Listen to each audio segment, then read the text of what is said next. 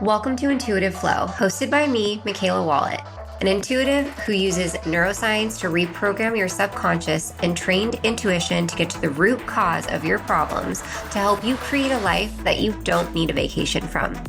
You've landed in the place you need to be to hear the no bullshit truth about why you keep repeating the same love and money patterns and how to finally break them.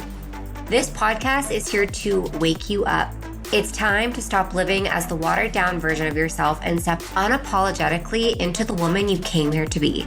The woman who trusts herself deeply, holds powerful standards, and naturally attracts the love, money, and life she desires.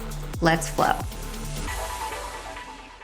Hey guys, welcome back to Intuitive Flow with Mikaela Wallet. In today's episode, I am answering one of your questions. I am batch recording these before wedding leave, as we know, and such an exciting time. I think by the time this comes out, I will be married. I'll be a whole ass wife. I might even be on my honeymoon. Anyways, I digress. I'm answering your guys' questions, and one of you asked me to kind of go into and explain, like, what's the reason that people feel like they're stuck? Like, why do they get stuck, and why they can't like take action? Like, they know they need to take action, but they're not actually taking action, and so they quote unquote feel stuck. And the number one thing I want to say is that you're never actually stuck. That's just something that you say because you feel stuck, but you're not actually stuck. So, and also, like, if we want to get into like the universal law of reflections, the problem that you think is the problem is not actually the problem. The problem is actually in a whole different area of life. So, like, if you are experiencing a reflection that's making you feel stuck in one area of life, that's because you're actually feeling stuck in a whole other area of life. So you want to get to like the root cause of where you actually are feeling stuck. If you are stuck, let's say it's financially. Let's say you're experiencing financial reflections right now in the sense of like you cannot get your soul account, which we know we don't have savings accounts here. We have soul accounts because our soul accounts, they act as a savings account, but instead of savings or like emergency fund, like we're just not doing that. It's all about the verbiage that we use because we're not prepping for like an emergency, because then we're just focused on an emergency. What you focus on grows, universal law of focus. And we don't want to create emergencies, right? We want to just invest in ourselves, invest in our future self, invest in our soul, invest in what makes our soul the happiest, invest in what makes our soul thrive, and all that good stuff. So that's why we call it a soul account here. But let's say that you cannot get your soul account to, let's say, 10K. Let's say you feel stuck at 5K. And no matter what you fucking do, no matter how much money you quote unquote save or put into your soul, invest into your soul account, you cannot reach it past 10K. And you are over it. You're like getting super frustrated and you just feel quote unquote stuck. You know that you could do, like, if you really wanted to invest more in your soul account, you really could do some uncomfortable shit to get you to that 10K mark, but you are not doing it because maybe it's uncomfortable. Maybe you just don't want to. Maybe you're not like disciplined enough to do the extra things that you know will help you get to that 10K mark. Maybe it's that you manifest, like, your nervous system isn't used to holding that much money in your account. So you manifest situations in your life that mirror that back to you. All of these things are a component, but the reflection here is that you feel stuck in your financial area of life. You cannot break past this limit of 5K and you don't know why, you don't know what's going on. Okay, well, most of the time, if you are feeling stuck in your financial area of life, that's not actually where like the root of the problem is. Remember that the problem is never actually the problem that you're experiencing. The problem is in a whole different area of life, and there's 8 areas of life. So I like to use my intuition. And if you have trained your intuition, then you can, or just, if you just, sometimes it's very obvious and blunt. Like it's very like, okay, well, I know exactly where I'm feeling stuck. But then also sometimes it's like sneaky, and that's where intuition like makes it just the most accurate that it could be.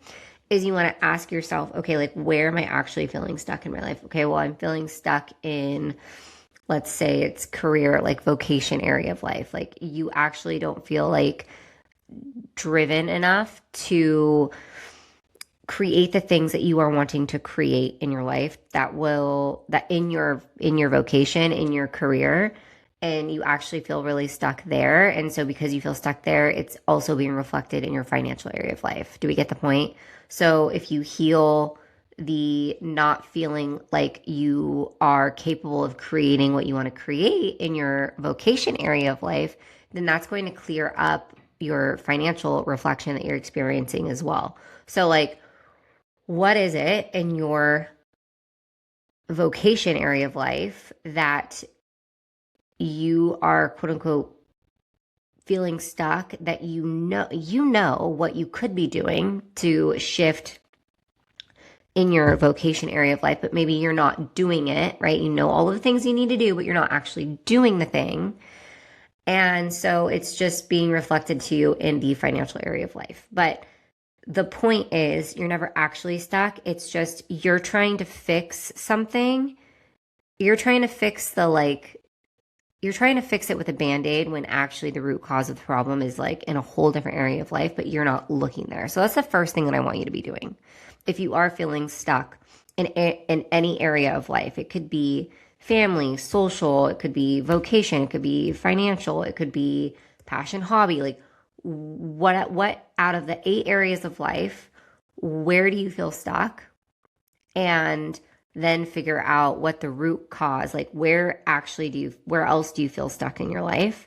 And then get to the self-image hole that's in your creative field, because 99.9% of the time, the root cause, the problem actually has to do with a self-image situation. And let's say in the example that I just gave of not feeling like you can create what you want to create in your vocation area of life, that would be like it could be a self-image hole of not feeling like you know enough to start to create the thing that you want to create, whether that's a business, whether it's putting out a course, whether it's putting out one-on-one sessions, like whatever it is, or writing the book. Like you don't feel like you quote unquote know enough, and that's a self-image hole in your creative field of like not knowing enough, right?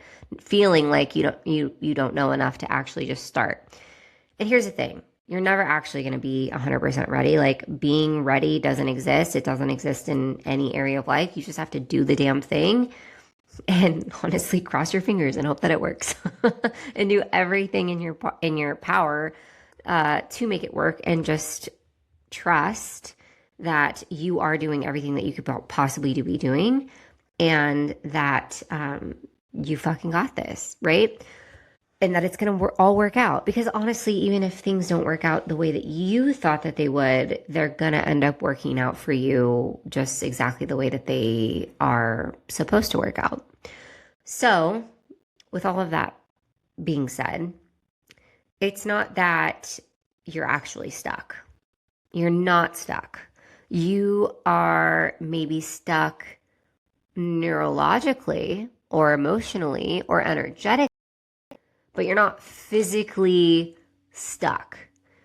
And I think one of the hardest pills to swallow is realizing that your conscious mind is not the thing that is running your life. It's the subconscious patterns that have been created that are actually running your life, okay? I want you to think like this is the difference too. Like consciously, let's say we want to bake some cookies. And consciously you're going to be like, okay, let's grab the box, let's read the instructions. And as you read the instructions, you're going down the instructions and you are being like, okay, I need to get the milk. It's going to take a cup of milk. It's going to take a stick of butter. It's going to take, I don't know, some protein powder. Let's say you're making protein cookies. And as you read the instructions, you're consciously putting all of the correct ingredients, all of the correct measurements in the bowl to make the cookies. But subconsciously, because you've done it so many times, because everything in our subconscious was created by repetition and familiarity. So subconsciously, you're grabbing the bowl to put the ingredients in, you're grabbing the measuring cup, you are opening the cabinets to grab everything, you're to grab the correct spoon, to grab everything. You know what I'm saying? So like subconsciously, what's actually making the thing happen, what's actually making the cooking process happen is all of the subconscious stuff that you've wired and learned along your life path, right? And that's the difference between the conscious and the subconscious mind. So consciously, you're doing the thing, you know you're doing the thing, but what's actually making the thing happen is your subconscious patterns and the things that are running your subconscious, okay? And there's the difference between, there's a few different parts of the brain. And there's specifically what we're going to talk about today is the thinking brain versus the doing brain. And the thinking brain sets goals, watches podcasts, it journals, it vision boards, it says, I want better. But the doing brain, it operates from the conditioning, the survival. It's what's repeating the familiar patterns that you already know. It's avoiding at all costs potential threats that it's not used to. So somebody can consciously want more money, a healthy relationship, confidence, visibility, to heal.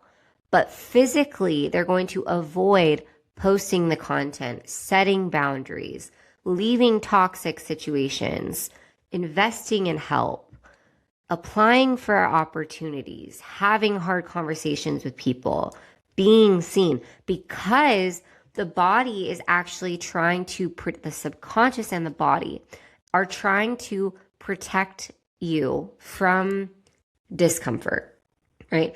They want to avoid discomfort at all costs. So they're not going to do the things that you need to grow or get where you actually want to go.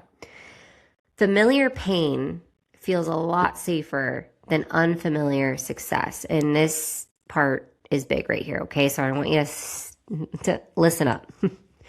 People feel like they're stuck because familiar suffering feels predictable and unpredictability feels safe.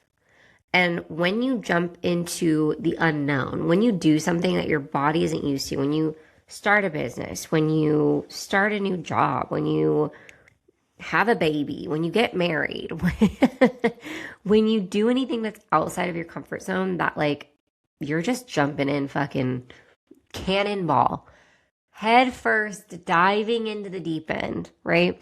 But it's new and you don't know. And there's a part of you in your nervous system that literally wants to just like shrink into a ball, but you don't. You jump in anyways. Why? Because most of the time you trust yourself. You trust that it's going to be in your best interest in the long haul. But that part right before you dive in can be really fucking terrifying, and you can talk yourself out of it. Your ego, I should say, is what talks you out of it. And that's that overthinking part of your brain that wants to keep you safe. They want to keep you safe because the nervous system equates certainty with survival. And so it's going to do anything in its power to stay safe, because that's what our nervous systems are here to do. It's also to keep us safe. So we have to train our nervous system and our ego to let them know that it is safe to trust ourselves. And how we do that, this is like a huge part, is by, because if you think about it, like we're literally programmed from a young age. Especially if you went to private, or not private school, public school, some private schools too, but you're taught to sit down, shut up, take the test, like listen to your teachers, listen to your superiors, like don't think for yourself. If you don't do the test well, then you're not smart. So we're literally like grown, we're grown, we're raised, I should say, to follow instruction and to not take risk and to not jump into the unknown. Everything is laid out for us, especially from a young age, especially if you are a millennial. Um, you were taught, and older, millennials and older, essentially, we were taught to sit down, shut up, all the things that I just said, and that like taking risk is out of the norm, out of the norm, out of the norm, and out of the ordinary. I just try to put those two words together, and it's not safe. And we have to train our nervous system and our ego that it is safe to trust us, because we weren't taught to trust ourselves. We were taught to trust our superiors. We were taught to trust our parents. And from that age, we were taught, go to school, go to college, buy a house, or get married, buy a house, have babies. And that was like that was what we thought our life was going to be. Like, I thought for the longest fucking time that in order to be successful, I had to go to college. And I honestly also thought that I was going to just always be low middle class, and I would just live an ordinary life and live paycheck to paycheck. And I was like, totally just thought that was normal until I until I experienced wealth, until I saw what it looked like not to live like that. And then I went, you know what? I want that.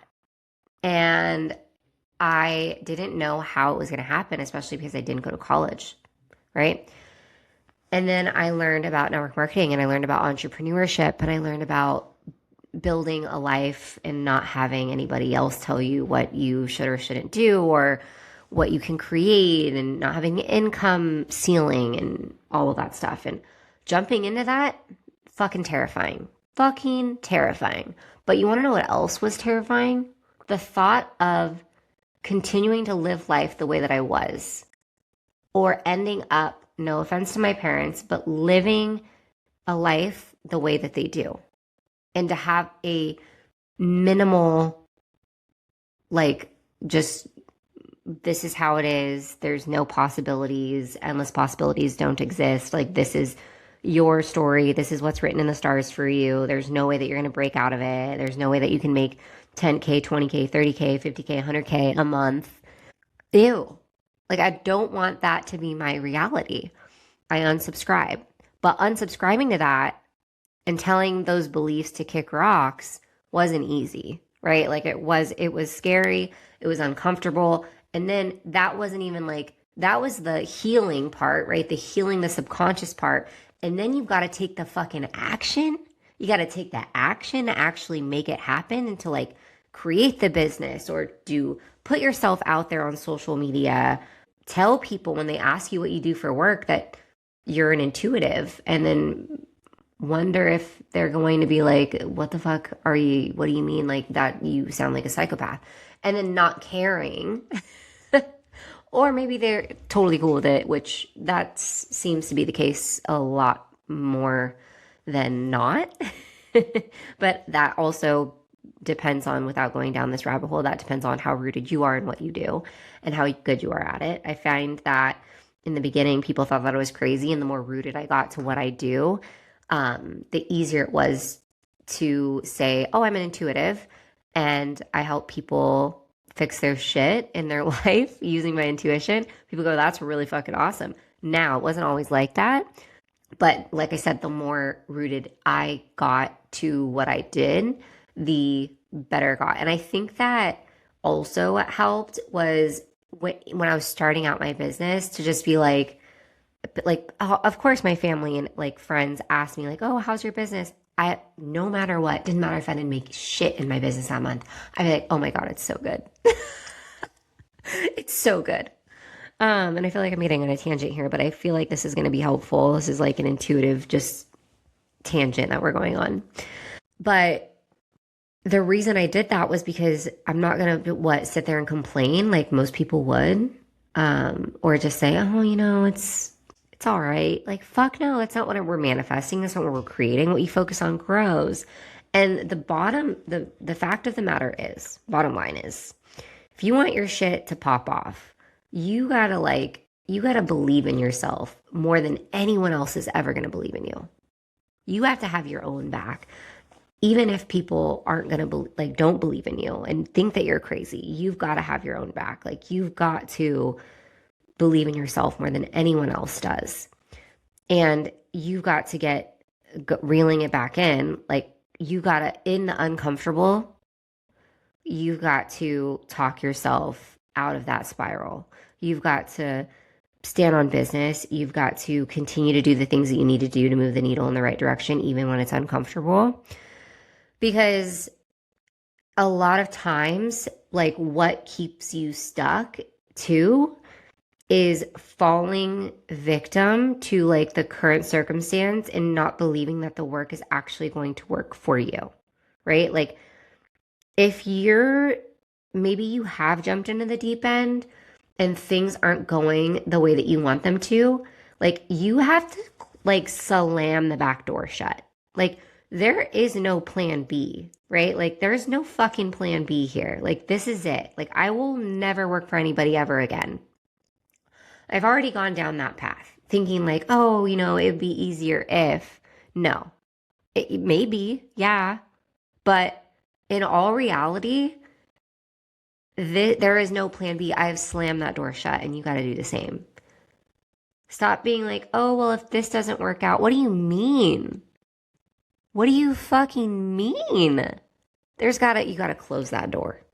There's got to be no part of you that is wondering, what if this doesn't work out? Like, you have to know that it's going to work out, whatever it is that you're like diving into or starting, or maybe you're balls deep in it right now and maybe it's not taking off the way that you want it to. And you feel stuck. If you feel stuck, you're not actually stuck. You just have to figure out, one, the reflection of where you're actually feeling stuck, and then figure out the tools that you need to do in order to shift that feeling stuck. But also, like, remembering the part of like the thinking and the doing brain, and remembering the fact that like you have spent years, decades being conditioned to believe one thing and to not think for yourself and to not believe in yourself and to not trust yourself.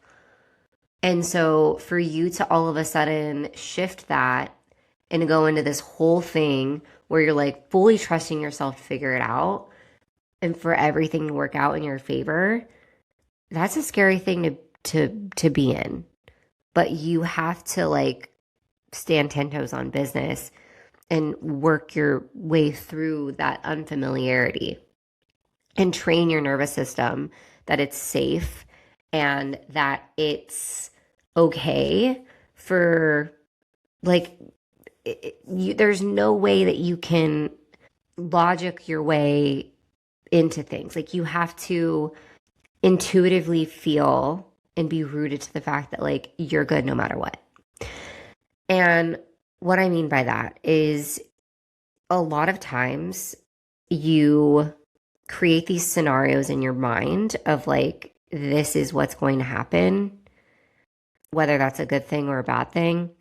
And instead of focusing on the good thing, we're wired again to focus on the bad thing.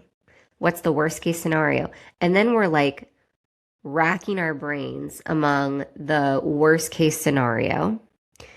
And we're thinking that it's not possible for us to create what we want to create because we're so focused on and when I say create, I mean like manifest the situation, like the scenario, like the best case scenario. Like, why are we not focused on that? We're focused on we're spiraling around the worst case scenario and like, what we focus on grows. So like there goes that.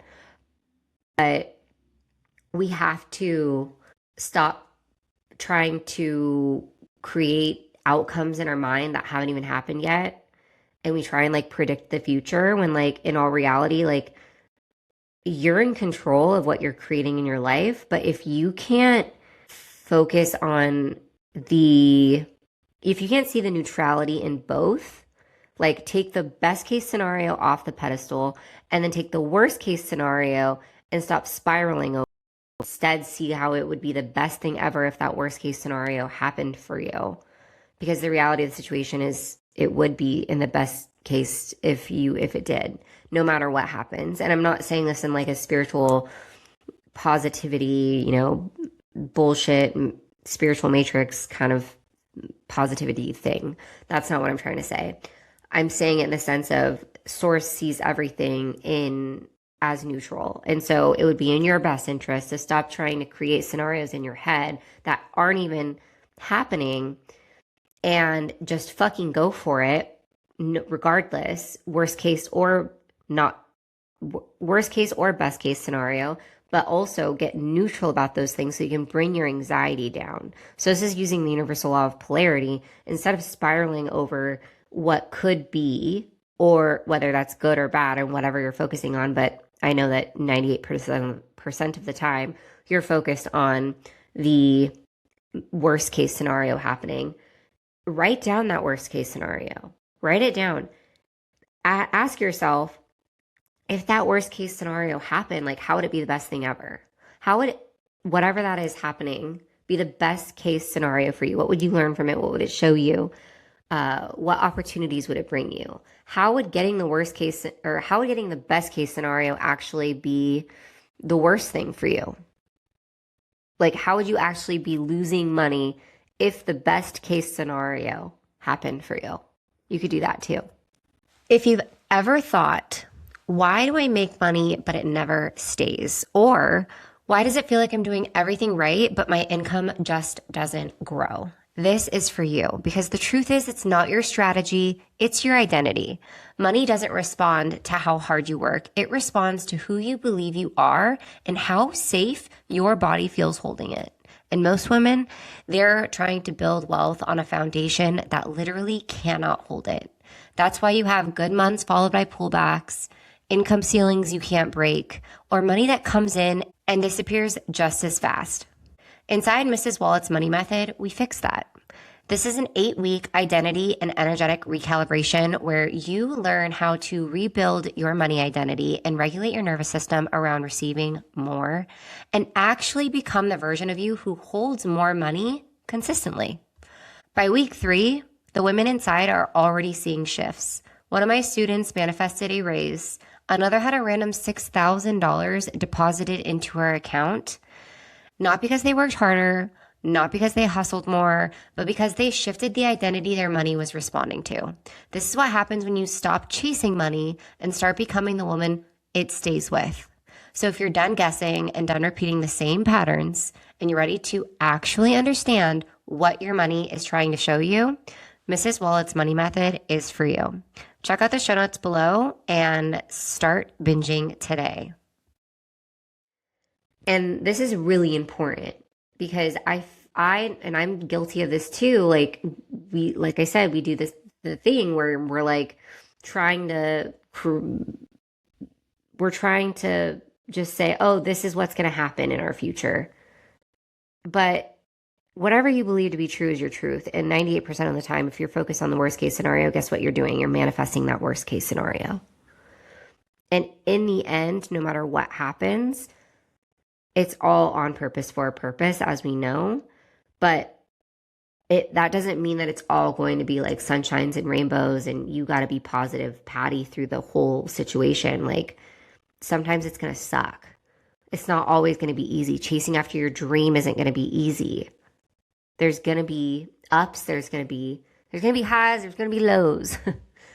You got to figure out if it's worth it. And at the end of the day, like your why has to be solid. Like, why are you doing this? What pisses you off so much that you are like, I have to help people with this? Like, not fix it, but like I have to help people through this. I have to help them heal, or I have to create this, like whatever it is that you're wanting to create or go after or do. Like you have to know that you are willing and able and disciplined enough to do everything that it takes to get there. And even when it's the lows are low and shit's hard, your why is so solid that it's what's keeping you from quitting. Because that's the only time that you're going to fail is if you quit. But reeling it back in, I'm going to give you some examples of like what would be better, like in your subconscious mind, like what would feel more safe, I should say, which is actually like your known hell, right? Rather than do the internal work that you need to do in order to create the reality that you do want, you're staying in this familiar hell because that's what your nervous system, your ego would like rather keep you in, is that familiar hell rather than doing the internal work to like create your unknown heaven, let's say. But here are some things that you could be quote unquote stuck in. You could be staying broke because wealth is what feels unfamiliar. Maybe subconsciously, like maybe consciously you want more money, but subconsciously you're afraid that if you make more money that you're going to lose friends, or your friends are always going to want you to pay, or your relationship dynamic is going to shift and then your husband will leave you because you make more money than him now. Or, you know, none of this is actually true. It's just subconscious beliefs, limiting beliefs that are stopping you from creating the life because subconsciously you believe these. So like, what are those limiting beliefs for you? And then can you reframe them and shift them to believe something different and then actually get rooted to those things so that you can feel safe enough to create the thing that you're wanting to create?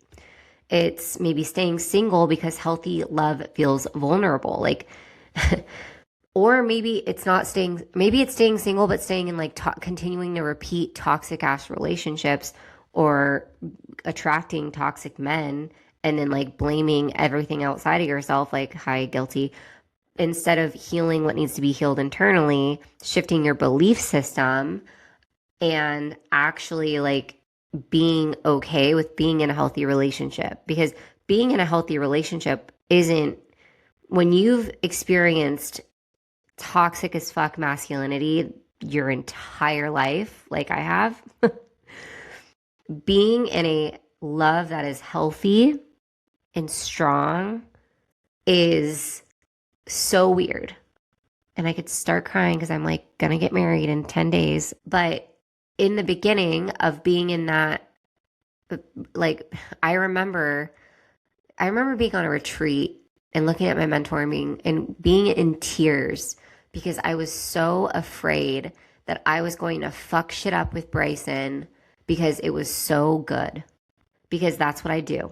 Or that's not what I do now, obviously. Hello, we're 3 years in a healthy relationship. Yay. But in the past, before I healed what needed to be healed internally, before I did some really hard looking in the mirror, I was consistently attracting shitty fucking situationships with men because it was what's comfortable. And getting vulnerable and being in a healthy relationship wasn't comfortable. So continuing to heal what I needed to heal internally was what needed to happen in order for me to create the healthy and stay in the healthy relationship that I was in. But doing it wasn't easy. And I had to talk myself through, okay, I know I need to sit here and journal. No, I need to sit here and reframe my beliefs. No, I need to sit here and look at the reflection instead of just being like, peace out. Oh, we had a fight, which Bryson and I like literally never fight. If we bicker, I would say we bicker about like stupid shit. But if let's say I'm trying to think of like a time where we got into a fight. We really haven't. Oh, Mikaela, nah. Anyways, I digress. Bottom line is, I had to do a lot of internal work in order to get here. And when we do bicker or when Bryson does piss me off, I don't run away. I'm like, okay, what's going on in my creator field that's creating this situation?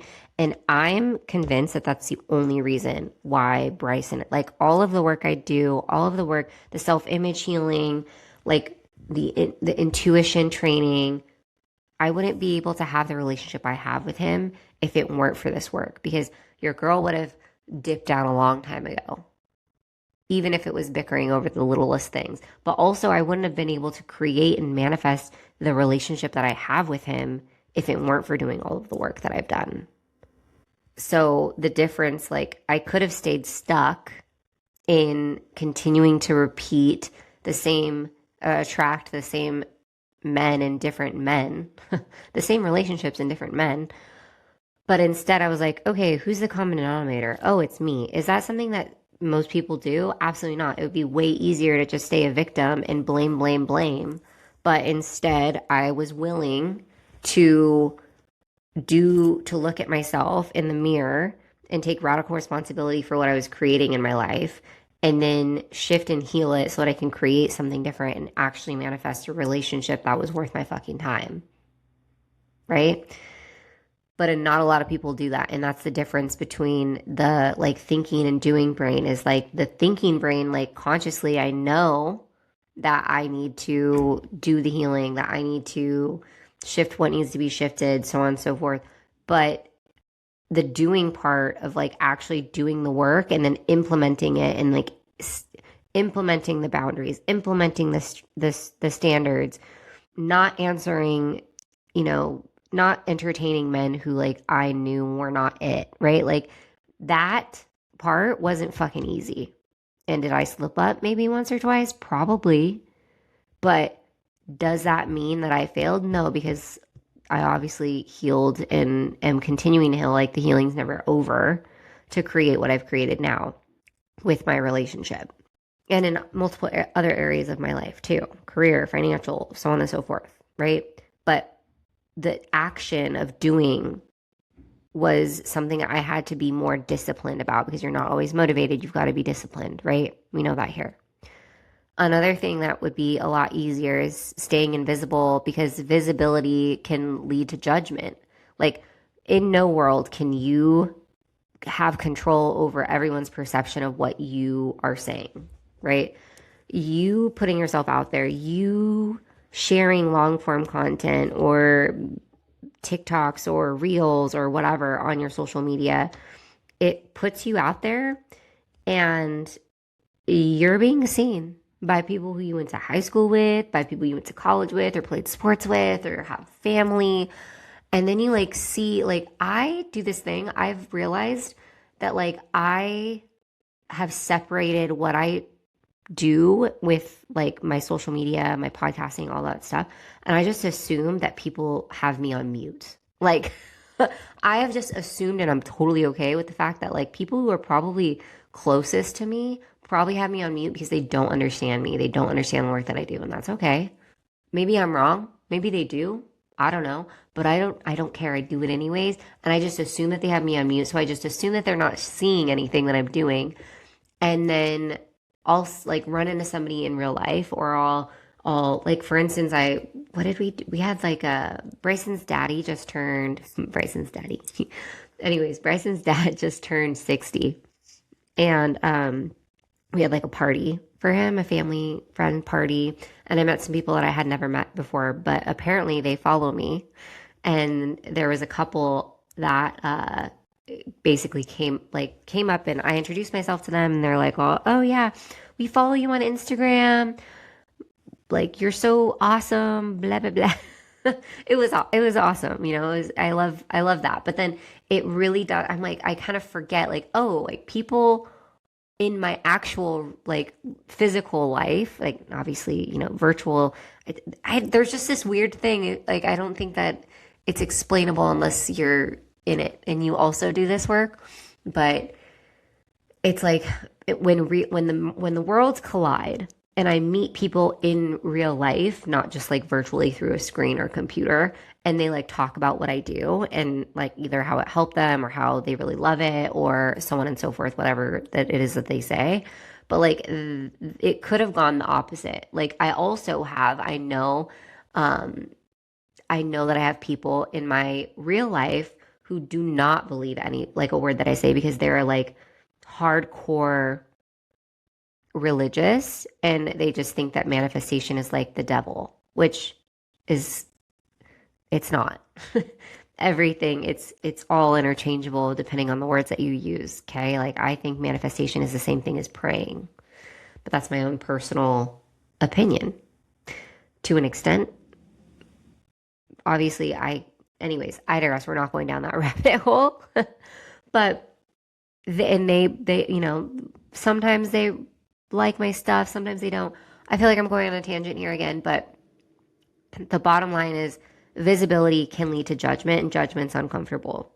Judgment is a threat to your body, and your body doesn't understand, your nervous system doesn't know if you are being chased by a tiger or if you are actually getting, you know, you're being held at gunpoint.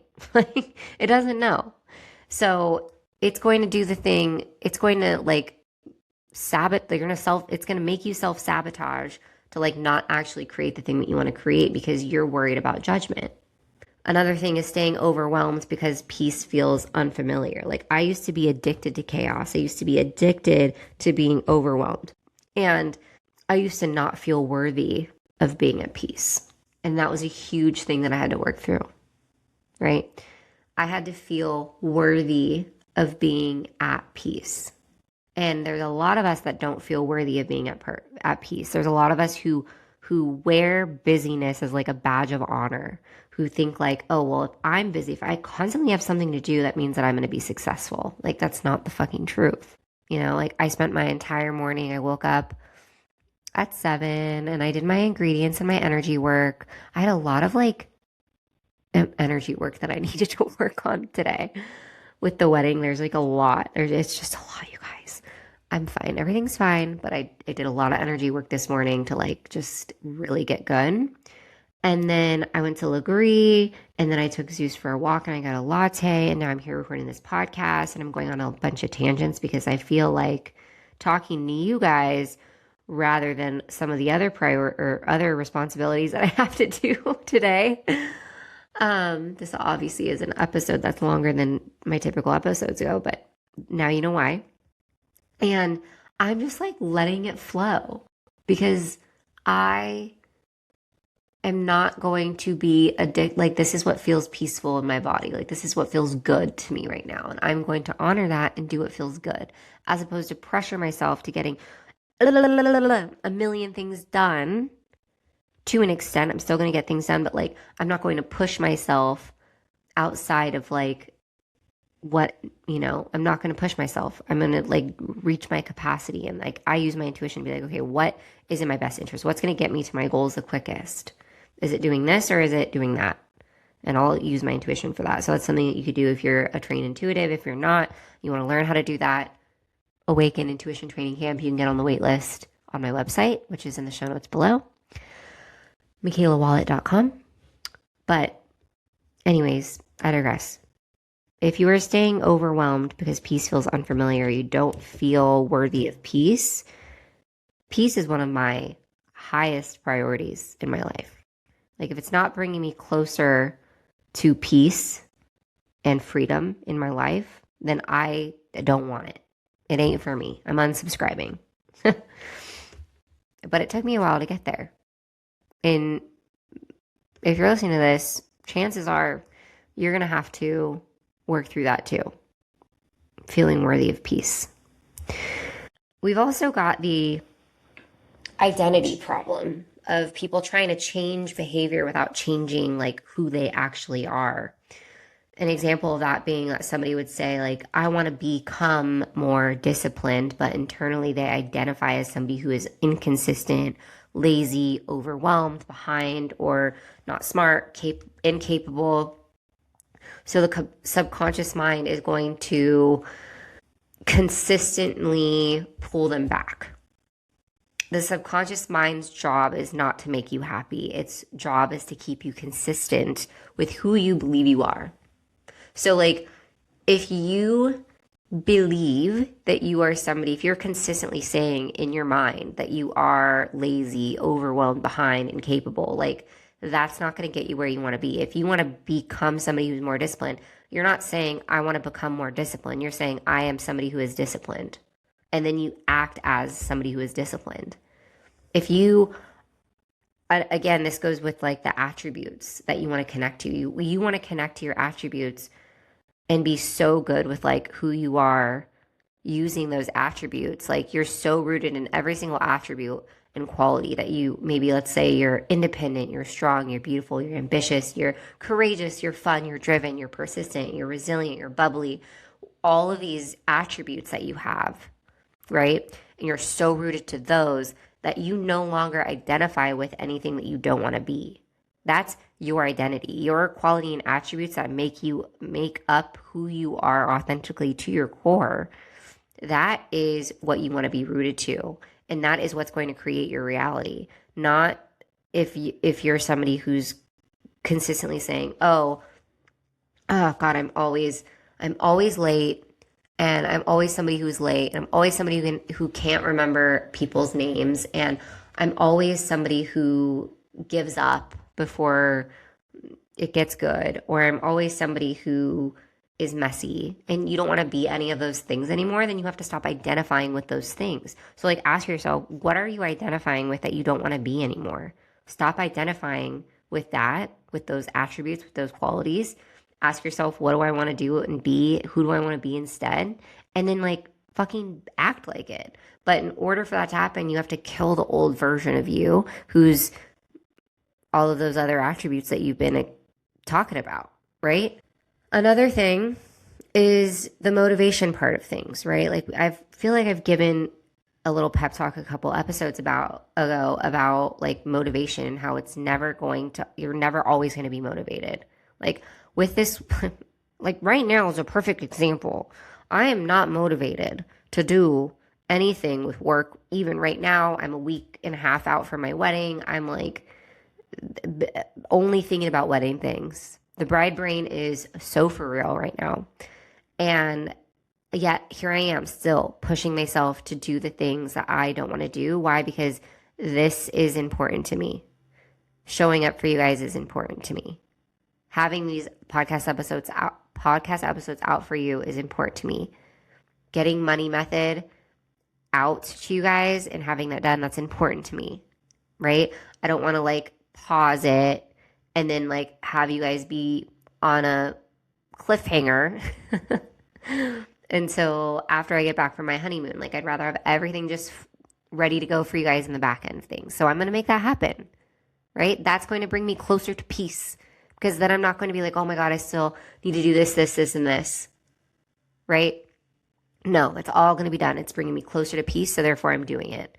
I'm not motivated. I'm disciplined because I know that it's bringing me closer to peace. It's bringing me closer to what I actually want to create, right? Which is peace.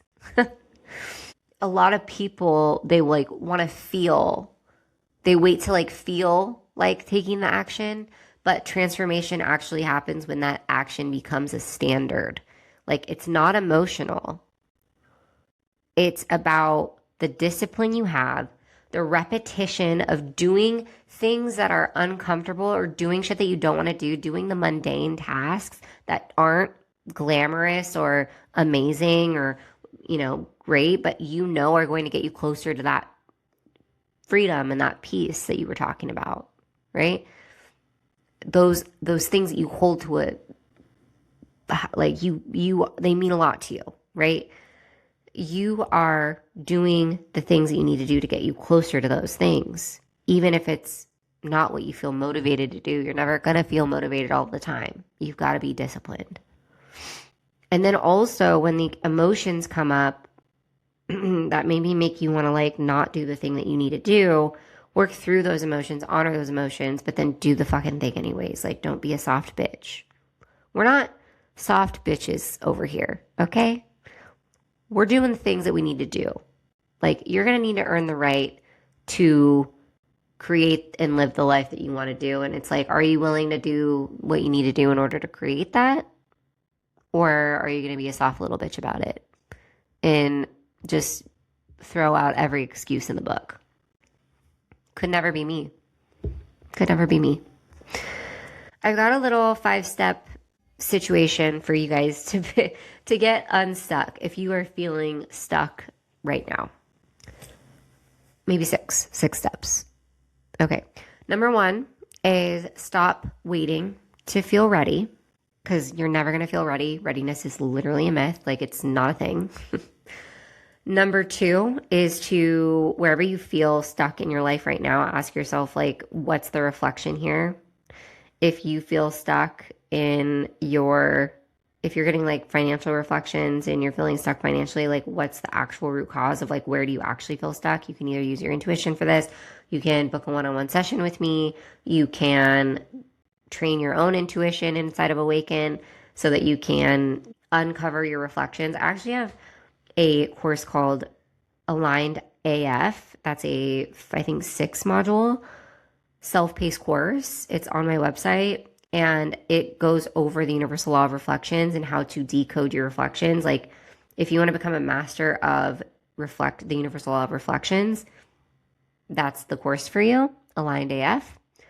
And it is going to massively help you, because you think that your problem's in one area of life, but like I said, it's in a totally different area of life. And by shifting that reflection there, it ripples into multiple areas of life for you.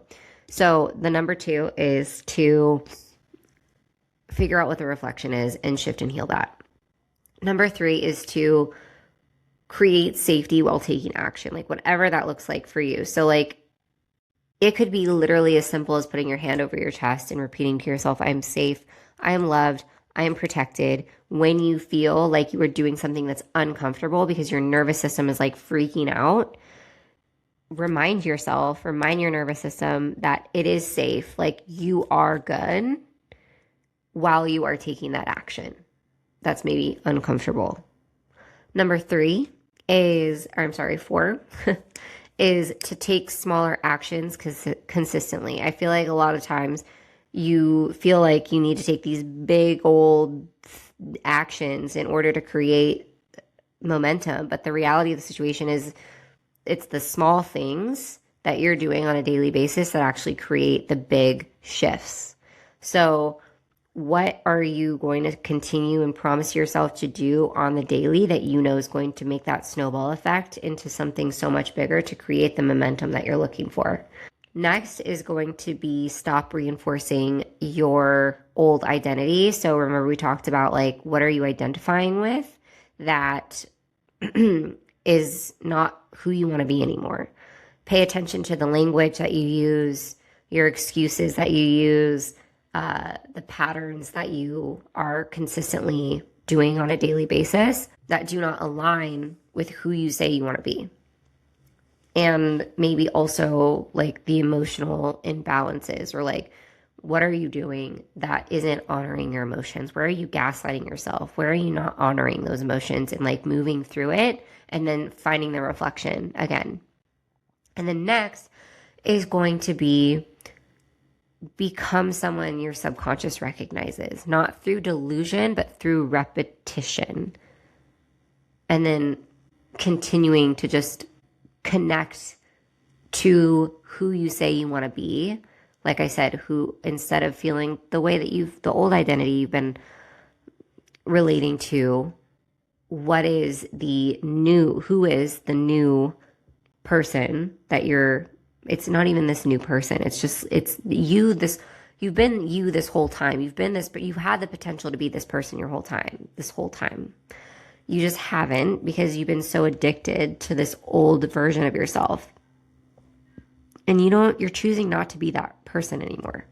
You're choosing something totally different. So who is this person, and how can you embody them more often? You're not changing your life when you think differently one time. You're not changing your life when you do the work for 2 weeks. You've got to continuously do it for years in order for it to continuously work and to continue to change your life. You change your life when your body becomes familiar with a new way of existing. That's why your next level is not built through motivation. It's built through your repetition, regulation, your identity shifts, and uncomfortable action. Okay? So that is all I've got for you guys today. I hope you enjoyed today's episode. Oh my gosh, it was so long. And I love you. I appreciate you. If you have a minute, leave a rating review. It means so much to me. And as always, we will chat soon. Bye. If you love this episode, make sure you follow Intuitive Flow so you don't miss the next conversation.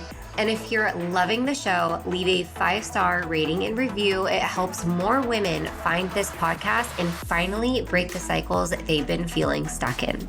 You can find me on Instagram or TikTok at Mikaela Wallet _. And if you're ready to go deeper into rebuilding your self-trust, raising your standards, and cleaning up your energetic hygiene, check the show notes for ways to work with me below. And remember, the life you want is not out of reach. You just need to become the woman who can hold it. Until next time, keep flowing.